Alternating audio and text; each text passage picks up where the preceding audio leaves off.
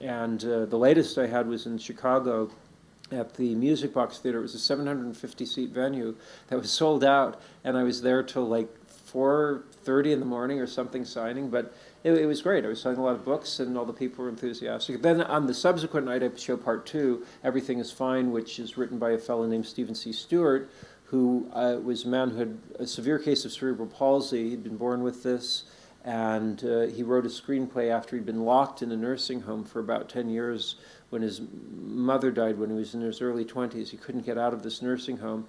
It was very difficult to understand, and the people that were taking care of him there would derisively call him an MR, a mental retard, which is not a nice thing to say to anybody, but Steve was of normal intelligence, and the emotional turmoil he must have gone through in those 10 years, I can't even begin to imagine. But he wrote this screenplay when he got out, and it's I'm very proud of this film, and I look forward to showing it to people. I funded that film with the money that I made from the first Charlie's Angels film, right? And I actually shot this film.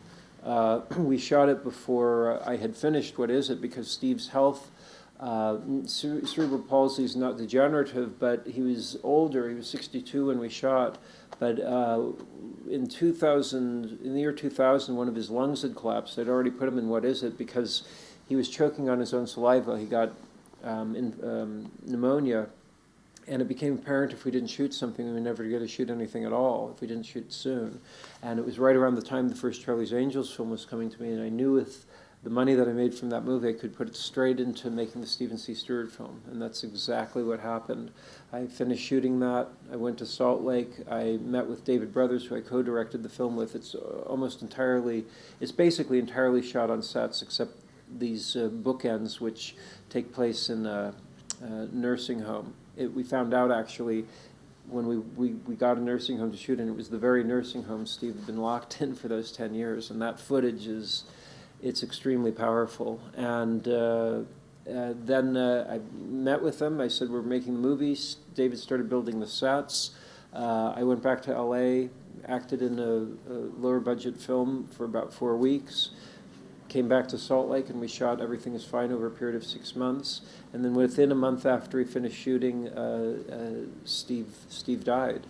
So I can't say how glad I am and ultimately relieved I am to have finished both What Is It and Everything is Fine, and be touring the films and showing them to people, because they mean a lot to me, and I don't like to play favorites, but What Is It has certain things that Everything is Fine doesn't have, but when the whole trilogy is done, Everything is Fine will be the best film of the trilogy. But not only that, I feel like it'll be the best film I'll have anything to do with in my whole career. I'm really quite passionate about the film, both of the films.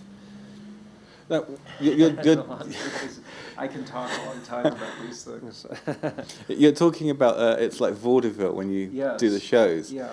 I mean, you're fitting into this whole American tradition, aren't you? That's a very American kind of... Yeah, that's what I'm a little unclear on. I'm very clear on in the U.S. I would assume, though, that there's some kind of similarity in parts of Europe and around the world where people traveled when film first came into being.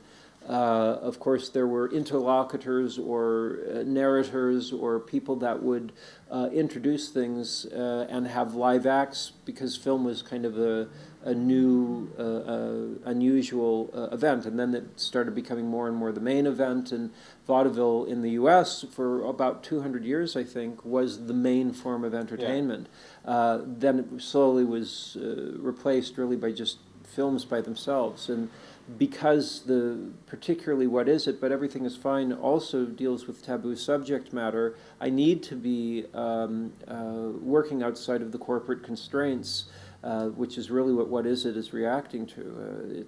It's a reaction to the corporate constraints that have happened in the last 25, 30 years, where anything that can possibly make an audience member uncomfortable is necessarily excised, or that film will not be corporately funded or distributed. And I think it's a damaging thing, because it's when that audience member sits back in their chair, looks up at the screen, and thinks to themselves, is this right what I'm watching? Is this wrong what I'm watching? Should I be here? Should the filmmaker have done this? what is it? And that's the title of the film. What is it that's taboo in the culture? What does it mean when the taboo is ubiquitously excised? And I think that's an incredibly damaging thing, because when people are asking these questions, they're having a truly educational experience. And to get rid of that, it just it stupefies the culture. So having this kind of interactive element with the audience that I've discovered, I didn't know how important the Q&A portion was going to be until I started touring. But having the live section before, that's the dramatic performance, then showing the film, then having the Q&A, people get a lot out of it. And people, I can tell, are like ready and starved for this kind of something that they can interact and have thoughtful conversation and enjoy that.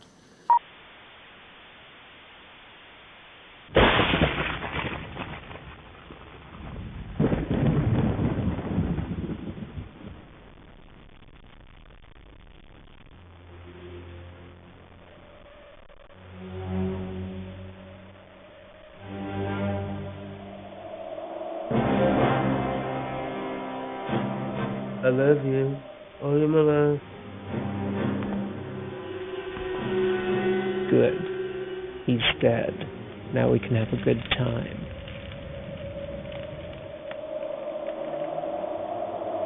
Time for the puppet show. More snails. 400 more injections. I shall be an invertebrate.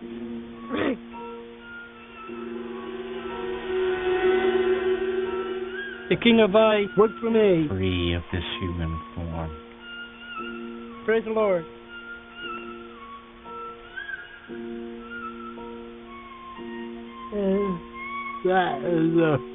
Free of this opposable thumb.